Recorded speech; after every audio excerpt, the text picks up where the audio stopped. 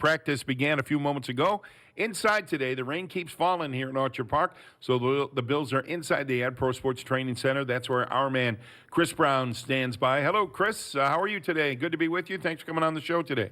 Yes, good afternoon. Good to be back at it here, coming out of the bye. Yeah, what do you make of the Ryan Fitzpatrick decision, and more importantly, what do you think the Bills players and coaches think of that decision? Well, I think they know that they've got a veteran that's not going to be maybe as easily fooled as a quarterback who's essentially still a rookie in Josh Rosen. So you're not going to be able to pull the wool over Fitz's eyes. He's pretty sharp in terms of reading defenses and coverages and anticipating what's coming at him and knowing where he's going with the football before he even gets a snap. So that's an element that gets introduced with Fitz in the lineup. And I think it's a decision that's rooted in an interesting balance that Coach Flores unfortunately finds himself in. First and foremost, you got to answer to ownership. What the owners want, that's who's going to play. But I think there's a conflicting battle that's being waged here on the part of the players. And it wouldn't surprise me if there was player input in this decision to the point where Coach Flores went to ownership and said, hey, look, I'm going to have a full-scale mutiny on my hands if I don't play the quarterback that gives us a better chance of winning football games. And unfortunately, he's the guy who's got his foot in his mouth a week after saying we're going with Josh Rosen for the rest of the season. The quarterback situation is settled. He's going to start the final 12 games of the year. That's rooted in, let's see what we have in this guy. We made a trade for him. We got to find out about him and whether we want to keep him or move on from him. And then 1 week later, it's a complete 180, and they're starting the quarterback who probably makes the players happy. Yeah, I don't think there's any question, though. And I said this just before you came on, Brownie, that there's no doubt we've seen some conflict from front offices to head coaches at who the quarterback is, most notably the Washington Redskins. There's no doubt that Brian Flores made this decision, and he could feel the pulse of the locker room, correct? Well, or the impending revolt of the locker room. We have to remember, guys, this is a franchise that has jettisoned some of their most talented players, whether it's Laramie Tunsil and Kenny Stills going to Houston with, draft compensation coming back to a large degree in that trade, or shipping Minkah Fitzpatrick to Pittsburgh. I mean, those are arguably 3 of the 10 best players on the roster gone. So you haven't gotten better there, and now you're starting, a young quarterback that you're trying to find out about. I mean, it doesn't provide a message to the locker room that you are genuinely trying to win, especially with the guy that's going to be handling the ball 65 times a game. So I tend to think that there's an impending revolt in the locker room, and if they didn't put Ryan Fitzpatrick on the field this week, we might see something pretty close to the Hong Kong protests that are going on the other side of the world. Oh, okay, LeBron. We're not going anywhere near that. Chris Brown, not LeBron James. I don't have shoes to sell, so I'm good. Joining us from Bills practice inside the Ad Pro Sports Training Center. All right, let's focus on the Bills for a couple of minutes. And the fact that the pre-practice injury update from Sean McDermott did not include the motor, Devon Singletary. He's been close, but I think it seems like they're finally ready to bring him back into action here. What do you think?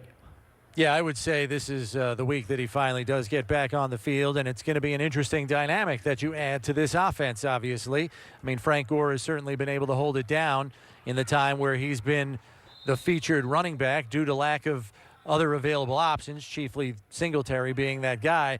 But now you bring Singletary back into the mix, and I think it diversifies the running game for the Bills most certainly. So that's going to be an added element that would certainly help the offense for sure. And then you've got guys that were nicked up coming out of the Tennessee game who are in good shape now. Cody Ford and Trent Murphy on the defensive side of the ball. Both of those guys were in concussion protocol coming out of the game, and they may still be in the protocol, but to what Coach McDermott said, they're both going to be full participants today. Now, you can still be a full participant and still be in the protocol, so we'll try to get some clarification on that as to whether they're still in or whether they're out of the protocol and completely good to go and medically cleared. So hopefully we can get an answer on that post-practice. And then with respect to Mitch Morse, he's good to go, full participant. And kind of the forgotten man, and understandably so, but tight end Tyler Kroft is out here practicing for the first time since suffering his ankle injury leading up to the Bengals game in a practice here on a Thursday in Week 3. So to see him out here and practicing is certainly a good sign, currently taking part in some of the special teams work So we'll see whether he's a limited participant. We didn't get a specific designation on him heading into practice from Coach McDermott today, but he was not on the injury report as a non-participant. So we'll have to find out post-practice just exactly how much he's doing and how close he is to returning. Hey, Chris, we talked with you about this a little bit yesterday, and Steve and I kind of amplified as yesterday's show went along. But it strikes us anyway, there are elements, what's wrong with the Buffalo offense? I don't know if there's anything really wrong, but you've got a couple of elements here who are returning or close to returning, and I'm thinking Tyler Kroft, Devon Singletary, even Robert Foster, who could make a difference in the Bills' offensive production. We may see that as soon as this Sunday, huh? Right, and, when I was on the show with you guys yesterday, we were talking about how we don't quite know what the true identity of this offense is, and I don't think we've seen this offense at its peak performance. And part of the reason why is because you don't have those added dynamic elements. I mean, we're not talking about the 51st or 52nd guy on the roster here, fellas. We're talking about a tight end that can add a dynamic to your passing game that we probably haven't seen at that position yet. We've seen flashes of it maybe from Dawson Knox, but Tyler Kroft is a proven player who's on another level in terms of making plays in the passing game, an experienced player. And then Devon Singletary, yes, we've only seen small doses of what he's capable of, but I think he's going to add an element to the running game that's going to make this team better. So you've got two skill position players that could potentially both be coming back to the lineup this week, who are going to add a dynamic that really their opponents and, quite frankly, Bills fans have not seen before. So there might be another level for this offense to reach, and I think everybody would be happy in seeing that, knowing that maybe the point production isn't where they want it yet, but we're only entering Game 6 here, guys. One of the things I wanted to ask you about, he did not mention Matt Milano in his presser this morning. I didn't catch it anyway. Milano is limited, I guess. And what about Corey Thompson? And where's that leave their linebacking core with only, 6 guys on the roster? Yeah, it's going to be an interesting decision here because you're playing a team that most people on the outside would say, well, there's no need to rush Matt Milano back or rush Corey Thompson back because you're playing the Dolphins. I don't know if the coaching staff feels the same way about that, but I think what we've seen, especially with soft tissue injury guys, and Matt Milano's got a hamstring injury, and that's whom I'm referring to, they err on the side of caution. If they feel that somebody would be ready in a given week, it seems like they wait an extra week to avoid the risk of re-injury. And they did that with Devon Singletary. They've certainly done that with Taron Johnson, both guys with hamstring injuries respectively.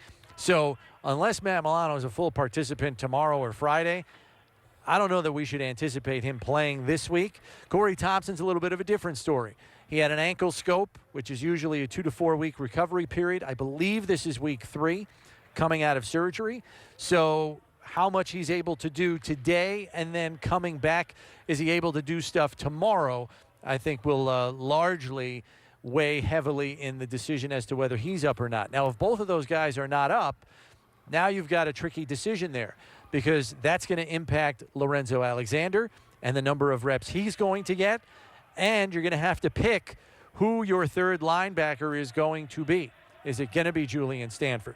Is it going to be Maurice Alexander, who I tend to think would be more in the pass coverage elements, while Julian Stanford might be more of the rundown linebacker player. So there's going to be a little bit of a balancing act there because I know coming out of the Tennessee game, Lorenzo Alexander, who had to play more after Milano went out with the injury and Corey Thompson was inactive, guy was spent at the end of the game. So you're either going to have to pull him off of certain units on special teams, or you may have to pull him off in terms of snaps on defense. So that's the balancing act that could be a play there if Milano and Thompson are both inactive on Sunday. Talking with Chris Brown, Bills Insider, BuffaloBills.com. He's on the sidelines inside the Ed Pro Sports Training Center. The Bills' Wednesday practice getting ready for the Dolphins game on Sunday. The bye week gives you a chance to kind of look at who you're at, or where you're at and who you are as a team, Chris. And, we talk a lot about Buffalo's offensive struggles, and I know that's a common theme among Bills fans. But you made an interesting distinction about the lack of points as opposed to the lack of offensive production. Sean McDermott talked about it today also when he was talking about his offense. Look, the Bills don't score enough points. That's clear, averaging about 18 points scored per game. But they are the 10th ranked offense in yards anyway in the league. That means something. 10th ranked offense, 3rd ranked defense. You can win an awful lot with those kind of numbers.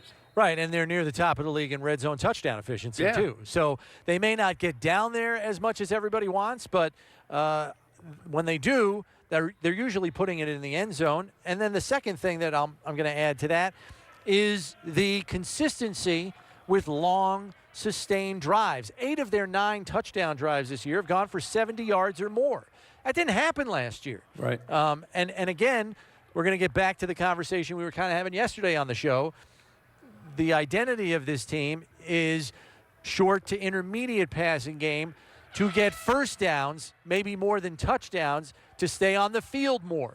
So we've seen that. We've seen evidence of that through the first 5 games where they're moving the ball more effectively. They're converting a little bit higher percentage rate on third down than they were last year. So the sustained drives are happening.